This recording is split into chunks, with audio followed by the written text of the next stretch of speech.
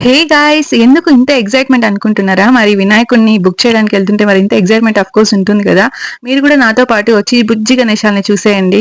మేము వెళ్ళేపాటికి ఆయన ఒక బుజ్జి వినాయకుడికి పెయింటింగ్ వేస్తా ఉన్నారనమాట. చాలా క్యూట్‌గా ఉండే ఆ వినాయకుడు చూడటానికి. ఇక్కడ చూడండి అసలు ఎన్ని వినాయకులున్నాయో. ఆల్‌మోస్ట్ 1 ఆర్ 2 మంత్స్ బ్యాకే మనం బుక్ చేసి పెట్టుకోవాలనమాట గోవాలో వినాయక చవితికి గణేశాని. లేదంటే ఇక్కడ గణేష దొరకడం చాలా కష్టం అనమాట. మాకు కొంచెం లేట్ అయిపోయింది ఈసారి బుక్ చేయడము. సో, ఇంకా లాస్ట్ ఒకే ఒకటి ఉన్నిందనమాట లక్కీగా. అండ్ ఆల్సో ఆ వినాయకుడు చాలా క్యూట్‌గా ఉన్నింది. నాకైతే చాలా నచ్చింది. సో, ఇదిగోండి ఇదొచ్చేసి మాదనమాట కార్నర్‌లో. అన్నిటికి ఇలా నేమ్స్, ట్యాగ్స్ వేసి పెడతారనమాట ఇలాగా. ఆల్‌మోస్ట్ 226 వినాయకుల్ని చేశారంట. ఇంకా మా వినాయకుడు వచ్చేసి లాస్ట్.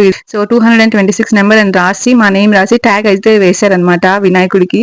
సో, ఎంత క్యూట్‌గా ఉన్నాయో అన్ని వినాయకుళ్ళు. చూడటానికి అసలు కళ్ళు సరిపోవనమాట 2 కళ్ళు. ఇంకా ఇటు సైడ్ వీటికైతే పట్టలు కప్పి పెట్టేశారు అన్ని వినాయకుళ్ళకి. మీరెంత ఎక్సైటెడ్‌గా ఉన్నారు వినాయక చవితికి? కొన్నయితే మట్టితో అలాగే పెట్టారనమాట. చాలా క్యూట్‌గా ఉండే. అండ్ ప్రతి ఒక్క వినాయకుడు బుక్ అయిపోయాయి అని చెప్పారు మేమెళ్ళేపాటికి. ఇంకా ఫైనల్లీ ఒకే ఒకటి ఉండింది. మేబీ మా కోసమేనేమో.